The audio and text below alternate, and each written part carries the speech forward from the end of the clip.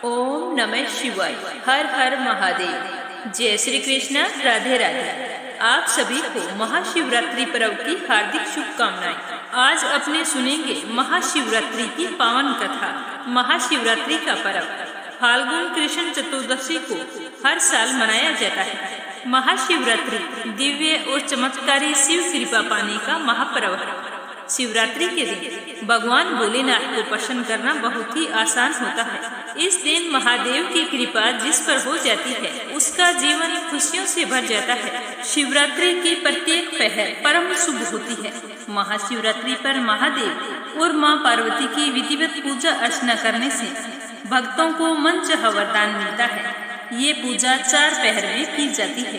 चारों पहर का शुभ समय डिस्क्रिप्शन में दिया हुआ है। उसी शुभ मुहूर्त में भगवान भोलेनाथ की पूजा आप कर सकते हैं। अब अपने सुनेंगे महाशिवरात्रि पर सुनी जाने वाली परम पावन कथा। तो इस कथा को आप श्रद्धा भाव से पूरा सुनना और दूसरे शिव भक्तों में भी इसे शेयर करना। कथा शुरू करने से पहले कमेंट बॉक्स में ओम नमः शिवाय, हर हर महादेव अवश्य लिखना। बोलो भोले शंकर की जय हो, माता पार्वती जी की जय हो। धार्मिक पौराणिक कथा के अनुसार चित्रभानु नामक एक शिकारी था। वह जानवरों की हत्या करके अपने परिवार का पेट पालता था। शिकार करने के अलावा वह और कोई काम नहीं करता था। इसी कारण वह एक साहूकार का कर्ज था। धीरे धीरे कर्ज बढ़ता गया, लेकिन वह शिकारी कर्ज को नहीं चुका पा रहा था। समय पर कर्जा न चुकाने के कारण साहूकार को गुस्सा आ गया। एक दिन क्रोधित होकर साहूकार ने शिकारी को ले जाकर शिव मठ में बंदी बना दिया। संयोग से उस दिन शिवरात्रि थी। शिवालय में शिवजी के मंत्र, कथा, प्रवचन आदि चल रहे थे। भजन कीर्तन हो रहा था तो शिकारी वहां पर चुपचाप बैठ गए। थोड़ी देर तक तो वह इधर उधर भागने की योजना सोचता रहा। सोचने लगा कि यहाँ से कैसे जाऊं, क्या करूं। लेकिन धीरे धीरे उस शिकारी का ध्यान उस पुजारी की तरफ गया जो शिव कथा सुना रहा था। तो उसने भी ध्यान मगन होकर वो सारी कथा सुनी और शिव संबंधी सारी धार्मिक बातें भी उसने बड़े ही ध्यान से सुनी। चतुर्दशी को उसने शिवरात्रि की व्रत कथा भी इस तरह सुन ली और ओम नमः शिवाय के जाप भी उसने कर लिए। जैसे ही शाम हुई तो साहूकार वहां पर आया और उससे पूछा कि तू मेरा ऋण कब चुकाएगा। तो शिकारी ने हाथ जोड़कर कहा कि साहूकार जी, मुझे आज तुम छोड़ दो, मैं कल तुम्हारा सारा कर्जा चुका दूंगा। मैं आपको ये वचन देता हूँ। तो ऐसा कहने पर साहूकार ने उसे छोड़ दिया और वह वहां से छूटते ही जंगल की ओर चला गया। वह तो अपनी दिनचर्या की भांति जंगल में शिकार के लिए निकला था, लेकिन दिन भर बंदी गृह में रहने के कारण वह भूख प्यास से व्याकुल था। शिकार खोजता रहा, खोजता खोजता बहुत दूर निकल गया, लेकिन उसे कोई शिकार नहीं मिला। वह बुरी तरह से थक चुका था। जब अंधेरा हो गया तो उसने विचार किया कि आज तो पूरी रात जंगल में ही बितानी पड़ेगी। तो वह ऐसा सोचकर वहीं जंगल में एक तालाब के किनारे एक बेल वृक्ष था, उसी पर चढ़कर रात बीतने का इंतजार करने लगा। उसी पेड़ के नीचे एक शिवलिंग था जो बिलो पत्रों से ढका हुआ था। शिकारी को उस बात का पता नहीं था। पड़ाव बनाते समय उसने जो टहनियां काटी थी वो संयोग से शिवलिंग पर गिरती चली गई। इस प्रकार दिन भर भूखे प्यासे शिकारी का व्रत पूरा हो गया और शिवलिंग पर बेल पत्थर भी चढ़ गए। जब रात्रि का एक पहर बीता तो एक गर्भवती हिरनी तालाब पर पानी पीने के लिए आई। जैसे ही उसके पानी पीने की आवाज हुई तो शिकारी ने धनुष पर तीर चढ़ाकर जो ही प्रत्यंचा खींची तो हिरनी बोली कि हे शिकारी, मैं गर्भवती हूँ, मुझ पर तीर मत चलाना। तुम एक साथ 2 जीवों की हत्या कर दो, जो ठीक नहीं है। मैं अपने बच्चे को जन्म देकर बहुत ही जल्द तुम्हारे पास आऊंगी, तब मुझे मार देना। इस तरह वह गिड़गिड़ाने लगी तो शिकारी ने प्रत्यंचा ढीली कर दी और हिरनी जंगली झाड़ियों में लुप्त हो गई। प्रत्यंचा चढ़ाने तथा ढीली करने से उस समय भी कुछ बेल पत्थर टूटकर शिवलिंग पर जा गिरे। इस तरह अनजाने में ही उसके प्रथम पहर की पूजा भी हो गई। थोड़ी ही देर बाद एक हिरनी वहां पर और आ गई तो उसे देखकर शिकारी बहुत ही खुश हुआ जैसे ही वो नजदीक आई तो उसने फिर धनुष पर बाण चढ़ाया। तब उसे देखकर हिरनी ने बड़ी ही विनम्रता पूर्वक निवेदन किया कि हे शिकारी, मैं थोड़ी देर पहले ऋतु से निवृत्त हुई हूँ, कामातुर विरहिणी हूँ, अपने प्रिय की खोज में भटक रही हूँ। मैं अपने पति से मिलकर शीघ्र ही तुम्हारे पास आ जाऊंगी।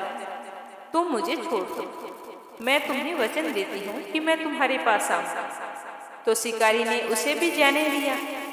2 बार शिकार को खोकर उसका माथा ठनका। वह चिंता में पड़ गया कि आज क्या बात हो गई मुझे, जो मैं इसे इस तरह हाथ में आए हुए शिकार को जाने दे रहा हूँ। इसी तरह रात्रि का आखिरी पहर बीत रहा था। तो शिकारी ने सोचा कि अब की बार कोई भी शिकार आए मैं उसे जाने नहीं दूंगा। इस तरह शिकारी के 2 पहर की पूजा बड़े ही विधि पूर्वक संपन्न हो गई थी। तभी तीसरा पहर बीतने वाला था कि एक अन्य हिरनी अपने बच्चों के साथ वहां से निकली। शिकारी के लिए तो यह तो बहुत ही सुनहरा अवसर था। तो उसने जल्दी से धनुष पर तीर चढ़ाया और वह तीर छोड़ने ही वाला था कि हिरनी देखकर बोली कि हे शिकारी, मैं इन बच्चों को इनके पिता के हवाले करके लौट आऊंगा। इस समय तुम मुझे मत मारो, मैं तुम्हें वचन देती हूँ कि मैं लौट कर आऊंगा। तो हिरनी की बात सुनकर शिकारी हंसने लगा और बोला कि सामने आए शिकार को छोड़ दो, मैं ऐसा मूर्ख नहीं हूँ। मैं तुमसे पहले भी 2 बार अपना शिकार खो चुका हूँ। मेरे भी तो बच्चे हैं, वो भी भूख प्यास से व्याकुल हो रहे हैं। तो शिकारी की बात सुनकर हिरनी ने कहा कि जैसे तुम्हें अपने बच्चों की ममता सता रही है, ठीक वैसे ही मुझे भी सता रही है।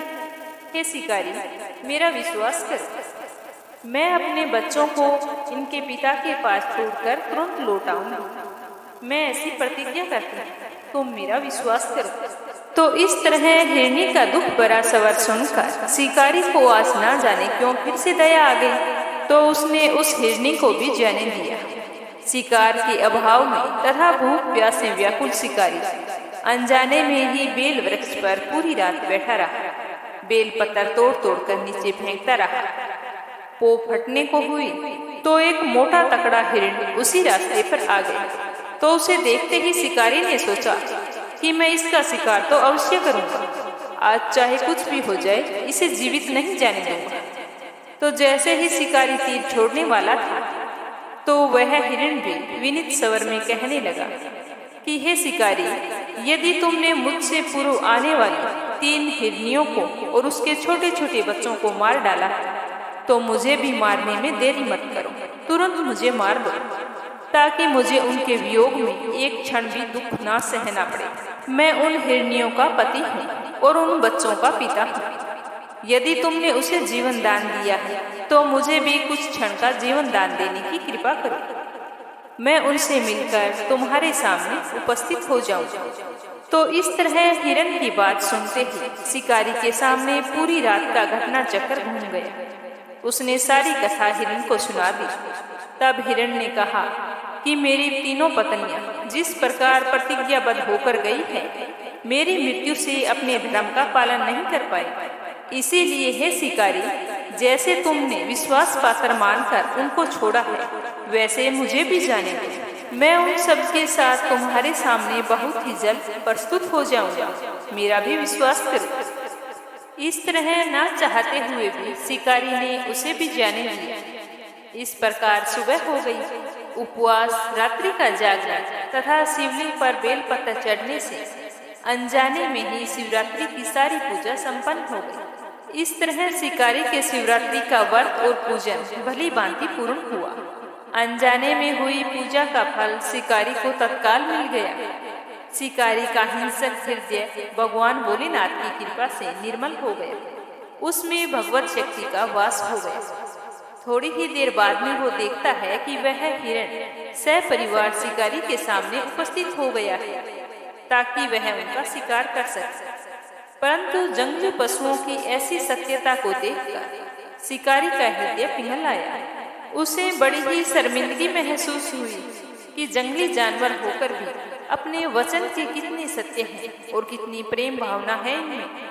तो उसने पूरे हिरण परिवार को जीवन दान दे दिया तो वह हिरण का परिवार बहुत ही खुश हुआ और खुशी खुशी कुलांचे मारता हुआ वहां से चला गया। तो इस तरह अनजाने में हुए शिवरात्रि के व्रत का फल शिकारी को मिला, जिसके चलते वह एक अच्छा आदमी बन गया। फिर वह अपने जीवन के समस्त सुखों को भोगता हुआ अंत में शिवलोक को गया।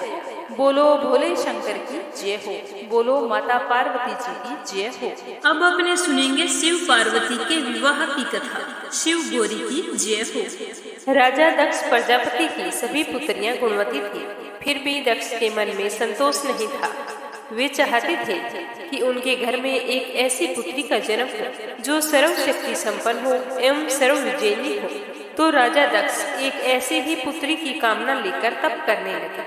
तप करते करते बहुत अधिक दिन बीत गए। तो भगवती देवी ने प्रकट होकर कहा कि मैं तुम्हारे तप से बहुत ही प्रसन्न हूँ।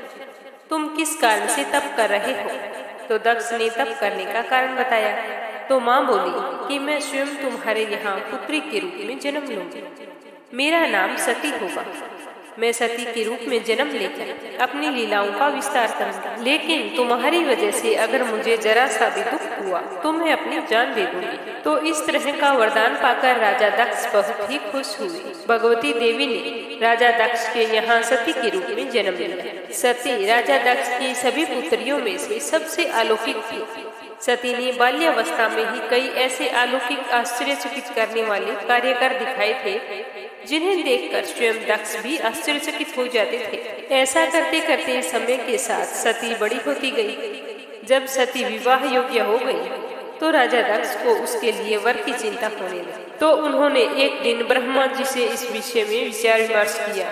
तो ब्रह्मा जी ने कहा कि सती भगवती का अवतार है।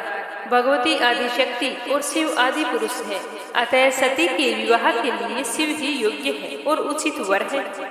तो दक्ष ने ब्रह्मा जी की बात मानकर सती का विवाह भगवान शिव के साथ कर दिया। सती कैलाश में जाकर भगवान शिव के साथ रहने लगी। भगवान शिव दक्ष के दामाद थे, किंतु किसी वजह से दक्ष के हृदय में भगवान शिव के प्रति वैर और विरोध भाव पैदा हो गया। एक बार देवलोक में ब्रह्मा जी ने धर्म के निरूपण के लिए एक बड़ी सभा का आयोजन किया था। सभी बड़े बड़े देवता इस सभा में एकत्रित हुए थे। भगवान शिव भी इसी सभा में बैठे थे।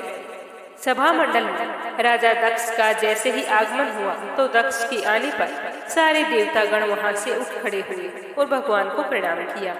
पर भगवान शिव खड़े नहीं हुए और न ही उन्होंने दक्ष को प्रणाम किया। और यही वजह थी कि दक्ष ने अपना अपमान महसूस किया था। केवल यही नहीं, उनके हृदय में भगवान शिव के प्रति ईर्ष्या की आग जल उठी। वे उनसे बदला लेने के लिए समय और अवसर की प्रतीक्षा करने लगे। और वह अवसर भी दक्ष को मिल गया था, क्योंकि राजा ने एक बहुत ही बड़े यज्ञ का आयोजन किया था। उसमें भगवान शिव और सती को नहीं बुलाया। एक बार सती और शिव कैलाश पर्वत पर बैठे हुए परस्पर वार्तालाप कर रहे थे। उसी समय आकाश मार्ग से कई विमान कनखल की ओर जाते हुए दिखाई पड़े। सती ने उन विमानों को देखकर भगवान शिव से पूछा कि प्रभु, ये सभी विमान किसके हैं और कहाँ जा रहे हैं? भगवान शंकर ने उत्तर दिया कि आपके पिता ने बड़े यज्ञ का आयोजन किया है। समस्त देवता और देवांगनाएं इन्हीं विमानों में बैठकर उसी यज्ञ में सम्मिलित होने के लिए जा रही थी। तो यह सुनते ही सती ने कहा कि क्या मेरे पिताजी ने आपको यज्ञ में सम्मिलित होने के लिए नहीं बुलाया? तो भगवान शंकर ने कहा कि आपके पिताजी मुझसे बैर भाव रखते हैं, तो वो मुझे यज्ञ में क्यों बुलाएंगे?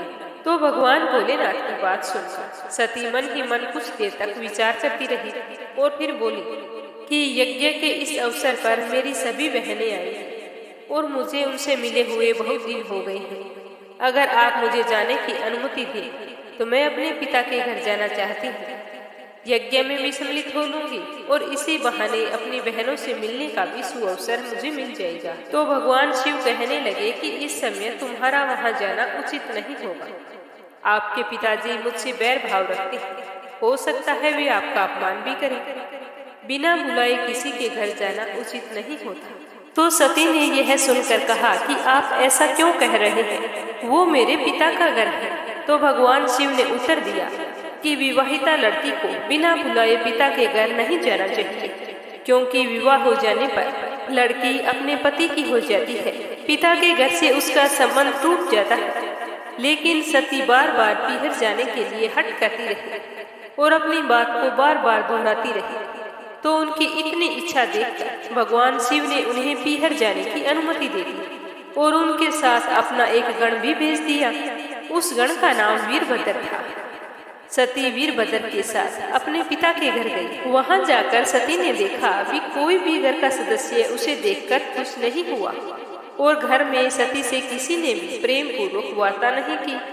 और जैसे ही दक्ष ने सती को देखा तो कहा कि क्या तुम यहाँ पर मेरा अपमान कराने आई हो? अपनी बहनों की ओर देखो, कितने सुंदर सुंदर वस्त्र पहन रखे और आभूषण डाल रखे हैं, और एक तुम्हारे शरीर की ओर देखो, तुम्हारे शरीर पर मात्र बागंबर है। तुम्हारा पति शमशानवासी और भूतों का नायक है, वह तुम्हें बागंबर के अलावा पहना ही क्या सकता है? दक्ष के कथन से सती के हृदय में पश्चाताप का सागर उमड़ पड़ा और वे सोचने लगी कि उन्होंने यहाँ आकर अच्छा नहीं किया। भगवान शिव ठीक ही कह रहे थे कि बिना बुलाए पिता के घर नहीं जाना चाहिए, लेकिन अब तो आ गई हूँ, अब हो ही क्या सकता है। और उसके पिता इसी तरह कटु और अपमानजनक शब्द बोल रहे थे, जिसे सुनकर सती को बहुत दुख तो हो रहा था, लेकिन वो फिर भी मौन रही। उसके बाद में वो यज्ञ मंडप में गए, जहाँ सभी देवता और ऋषि मुनि बैठे हुए थे तथा यज्ञ मंडप में धूं धूं करती जलती हुई अग्नियों में आहुतियां डाली जा रही थी। सती ने यज्ञ मंडप में सभी देवताओं के भाग देखे, किंतु भगवान शिव का भाग नहीं देखा। वे भगवान शिव का भाग ना देखकर अपने पिता से बोले कि हे पिता श्रेष्ठ, यज्ञ में तो सबके भाग दिखाई पड़ रहे हैं, किंतु कैलाशपति का भाग नहीं है। आपने उनका भाग क्यों नहीं रखा? तो दक्ष ने बड़े ही गर्व से उत्तर दिया कि मैं तुम्हारे पति शिव को देवता नहीं मानता। वह तो भूतों का स्वामी, नंगन रहने वाला और हड्डियों की माला धारण करने वाला है। वह देवताओं की पंक्ति में बैठने योग्य नहीं है, उसे भला भाग कौन देगा? तो यह सुनते ही सती के नेत्र लाल हो उठे। उनका मुखमंडल परले सूर्य की भांति तेजोदीप्त हो उठा। उन्होंने पीड़ा से तिलमिलाते हुए कहा कि ओह, मैं इन शब्दों को कैसे सुन रही? धिक्कार है मुझ पर, और देवताओं तुम पर भी धिक्कार है। तुम भी उन कैलाशपति के लिए इन शब्दों को कैसे सुन रहे हो, जो मंगल के प्रतीक है और जो क्षण मात्र में संपूर्ण सृष्टि को नष्ट करने की शक्ति रखते हैं। वे मेरे स्वामी हैं। नारी के लिए उसका पति ही स्वर्ग होता है। जो नारी अपने पति के लिए अपमानजनक शब्दों को सुनती है, उसे नरक में जाना पड़ता है। पृथ्वी सुनो, आकाश सुनो, देवताओं तुम भी सुनो।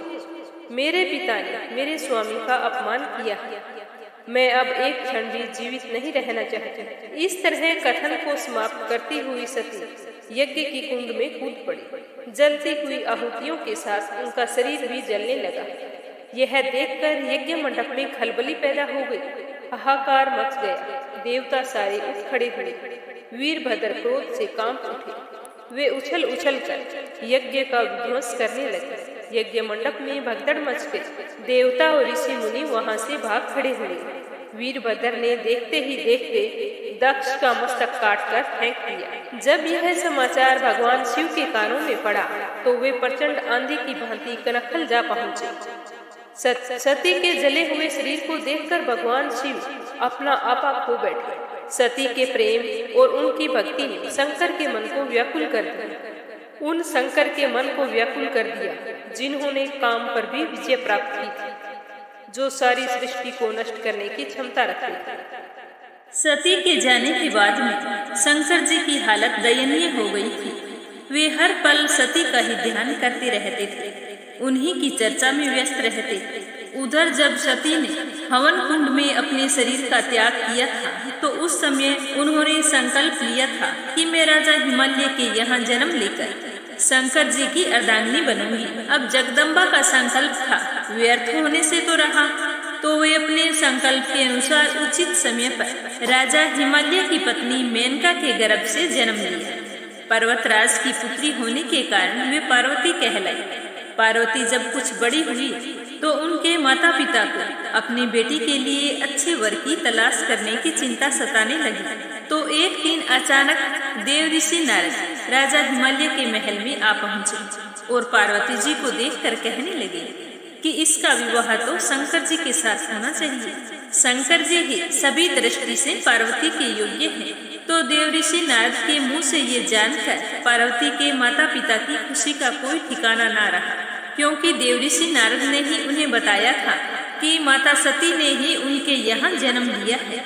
तो वे मन ही मन अपने भाग्य को सराहने लगे।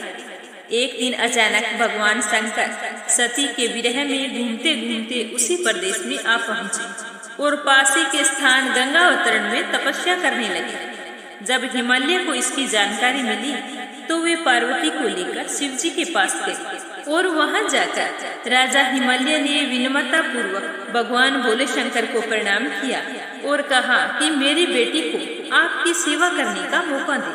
तो शिव जी ने पहले तो आनाकानी की, किंतु पार्वती की भक्ति देखकर वे उनका आग्रह नहीं टाल सके। तो शिव जी से अनुमति मिलने के बाद में पार्वती रोजाना अपनी सखियों के साथ उनकी सेवा करने लगी। पार्वती हमेशा इस बात का ध्यान रखती थी कि शिव जी को किसी भी प्रकार का कष्ट ना हो। वे हमेशा उनके चरण धोकर चरणोदक ग्रहण करती और षोडशोपचार से पूजा करती। इस तरह पार्वती को भगवान शंकर की सेवा करते करते बहुत समय बीत चुका था, किंतु पार्वती जैसी सुंदर लड़की से इस प्रकार एकांत में सेवा लेते रहने पर भी शंकर जी के मन में कभी भी विकार नहीं हुआ। उनके मन में यह भाव नहीं आया कि मैं इसके साथ शादी कर लूं। वे सदा ही अपनी समाधि में लीन रहते थे। और उधर देवताओं को तारक नाम का एक असुर बड़ा ही दुख देने लगा था। तो सारे देवता मिलकर ब्रह्मा जी के पास गए। तो पितामह ने उनको बताया कि शिव पार्वती का पुत्र ही इसका वध कर सकता है। तो सारे देवी देवता शिव पार्वती के विवाह की चेष्टा करने लगे। उन्होंने शिव को पार्वती के प्रति अनुरक्त करने के लिए कामदेव को उनके पास भेजा, किंतु पुष्पायुध का पुष्प बाण भी शंकर के मन को विक्षुब्ध न कर सका। उल्टा कामदेव ही उनकी क्रोध अग्नि से वशम हो गए। कामदेव को वशम करने के बाद में भोले शंकर ने सोचा कि अब मेरा यहाँ अधिक रहना उचित नहीं है, मेरी तपस्या जरूर भंग होने वाली है। वो सारी परिस्थितियों को समझते हुए कैलाश पर्वत की ओर चले गए। उधर पार्वती को शंकर की सेवा से वंचित होने का बहुत ही दुख हुआ, किंतु उन्होंने निराश न होकर अब की बार शंकर जी को तपस्या द्वारा संतुष्ट करने की मन में ठान ली। जब घर आकर पार्वती जी ने अपनी माता को शंकर जी के कैलाश पर्वत पर जाने के बारे में बताया और खुद का तपस्या करने का फैसला सुनाया, तो उसकी माता ने पार्वती को खूब समझाया और कहा कि बेटा, इस तरह तपस्या करके अपने शरीर को कष्ट देने से क्या फायदा है। तूने कितने सालों तक शिव जी की सेवा आराधना की, अगर वो तुम्हारी सेवा से प्रसन्न नहीं हुए तो तपस्या से क्या वो संतुष्ट हो जाएंगे। लेकिन पार्वती जी पर अपनी माता की बातों का कोई असर नहीं हुआ। वह अपने फैसले से विचलित नहीं हुई और उसी समय घर से निकलकर शिखर पर जाकर तपस्या करने लगी। जहाँ शिव जी ने तपस्या की थी, तभी से लोग उस शिखर को गौरी शिखर कहने लगे। पहले साल उन्होंने फल खाकर जीवन व्यतीत किया और दूसरे साल उसने वृक्षों के पत्ते खाकर तपस्या की और फिर उन्होंने पत्तों का भी त्याग कर दिया, इसीलिए वे अपर्णा कहलाई। इस प्रकार कहा जाता है कि पार्वती माता ने 3000 वर्ष तक तपस्या की थी। उनकी कठोर तपस्या को देखकर ऋषि मुनि भी दंग रह गए थे। अंत में भगवान आशुतोष का आसन हिला तो उन्होंने पार्वती की परीक्षा लेने के लिए पहले सप्त ऋषियों को भेजा। तो सप्त ऋषियों ने पार्वती माता के पास जाकर प्रणाम किया। तो पार्वती उन्हें देखकर बहुत ही प्रसन्न हुई और पूछा कि आपका यहाँ आना कैसे हुआ। तो सप्त ऋषियों ने कहा कि हम आपको एक बात समझाने आए हैं कि शिव किसी भी तरह से आपके योग्य नहीं है। शिव जी के अवगुण बताते हुए उन्होंने पार्वती जी का मन शिव जी से हटाने के लिए यहाँ तक कहा कि तुम्हें उनके साथ रहकर कोई सुख नहीं मिलेगा। आपको नारद जी के बहकावे में आने की जरूरत नहीं है। शिव जी तो भीख मांगकर खा लेते हैं और कहीं भी कैसे भी सो जाते हैं। उनके ना कोई रहने का ठिकाना है, ना कोई खाने का ठिकाना है। आपको उनके साथ दुख के अलावा कुछ नहीं मिलने वाला। पंचों के कहने पर शिव ने सती से विवाह किया था, फिर उसका त्याग कर दिया और मरवा डाला। ऐसे लोगों के घरों में क्या भलाई है। इस तरह कहते हुए ऋषियों ने कहा कि हमने तुम्हारे लिए बहुत ही अच्छा वर तलाशा है। वह सुंदर, पवित्र, सुखदायक और सुशील भी है। उसका यश और लीला वेद भी गाते हैं। वह लक्ष्मी का स्वामी, बैकुंठपुर का रहने वाला है। हम तुमसे वादा करते हैं कि तुम्हारा विवाह उससे करवा देंगे। तो सप्त ऋषियों की सारी बात सुनने के बाद में पार्वती जी ने कहा कि आपने सही कहा। मेरा शरीर पर्वत से उत्पन्न हुआ है, इसीलिए जित मेरे स्वभाव में है। पत्थर से ही सोना निकलता है, जो जलाए जाने पर अपना स्वभाव नहीं छोड़ता। इसीलिए मैं भी नारद जी के वचनों को नहीं छोड़ूंगी, चाहे मेरा घर बसे या उजड़े। आप यह कठोर वाणी कहीं और जाकर बतलाइए। तो पार्वती जी के मुंह से यह सुनते ही सारे ऋषिगण बोले कि हे जगजननी, हे भवानी, आपकी जय हो। आप माया हैं और शिव जी भगवान हैं। इतना कहकर उनके चरणों में शीश झुकाते हुए ऋषि वहां से चले गए और जाकर सारी कथा शिव जी को बताई। तो शिव जी सुनकर मुस्कुराए और ध्यान मगन हो गए। माता पार्वती के तप से प्रसन्न होकर शंकर जी उनके सामने प्रकट हुए और उन्हें वरदान देकर अंतर ध्यान हो गए। माता पार्वती जी इस तरह वरदान पाकर बहुत ही खुश हुई। लेकिन थोड़ी देर बाद में माता पार्वती जी को एक लड़के के चीखने चिल्लाने की आवाजें सुनाई दी। तो माता पार्वती जी भागकर जैसे ही नदी के पास पहुंची तो पार्वती जी ने देखा कि एक लड़के को मगरमच्छ ने पकड़ रखा है और लड़का मदद के लिए पुकार रहा है। बच्चे की आवाज सुनकर पार्वती जी नदी के किनारे पहुंची और उनका मन द्रवित हो गया। तो लड़के ने जैसे ही माता पार्वती को देखा तो कहा कि हे माँ, आप ही मेरी माता हैं। मेरे ना बाप है ना कोई मित्र है। हे माता, आप ही मेरी रक्षा करें। तो माता पार्वती जी मगरमच्छ से कहने लगे कि हे ग्राहक, आप इस लड़के को छोड़ दें। तो मगरमच्छ कहने लगा कि दिन के छठे पहर में जो कुछ मुझे मिलता है उसे आहार बनाना मेरा नियम है। पार्वती जी विनती करने लगी कि आप इस बच्चे को छोड़ दीजिए। तो मगरमच्छ ने कहा कि इसके बदले में आपसे जो कुछ मांगूंगा आप मुझे देंगी। तो पार्वती जी बोली कि हाँ हाँ, क्यों नहीं। तो मगरमच्छ कहने लगा कि आपने इतने सालों तक तपस्या की है, उसका पुण्य फल आप मुझे दें तो मैं इस बालक को छोड़ सकता हूँ। तो माता पार्वती जी तो पुण्य फल देने के लिए तैयार हो गई। तो मगरमच्छ कहने लगा कि सोच लो देवी, जोश में आकर संकल्प मत लो। हजारों वर्षों तक आपने कठिन तप किया है। ऐसा तप करना देवताओं के लिए भी संभव नहीं है और आप इस बालक के लिए आपका पुण्य फल देने को तैयार हैं। उसका सारा फल इस बालक के प्राणों के बदले चला जाएगा।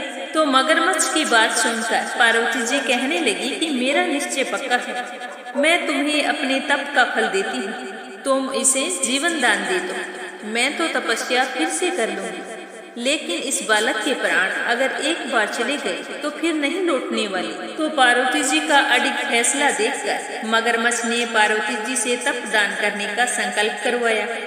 तप का दान होते ही मगरमच्छ की देह तेज से चमकने लगी। मगर बोला कि हे पार्वती, देखो तप के प्रभाव से मैं तेजस्वी बन गया हूँ। तूने अपने जीवन भर की पूंजी एक बच्चे के लिए व्यर्थ ही गंवा दी। चाहो तो अपनी भूल को सुधार लो, मैं तुम्हें एक मौका और देता हूँ। तो पार्वती जी कहने लगी कि मेरा फैसला अडिग है, आप इस बच्चे को जीवन दान दो, मेरी यही इच्छा है, मैं तपस्या पुनः कर लूँगी। तो पार्वती जी के इस तरह कहते ही वह लड़का अदृश्य हो गया और मगरमच्छ भी लुप्त हो गया।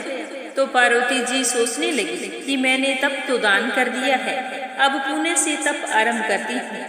पार्वती जैसे ही फिर से तप करने का संकल्प लेती है तो भगवान सदाशिव वहां पर प्रकट हो जाते हैं और कहते हैं कि पार्वती, तुम अब दोबारा तप क्यों कर रही हो। तो पार्वती जी कहती है कि हे प्रभु, मैंने अपने तप का फल दान कर दिया है, आपको पति रूप में पाने के संकल्प के लिए मैं फिर से वैसा ही कठिन तप करके आपको फिर से प्रसन्न करूंगी।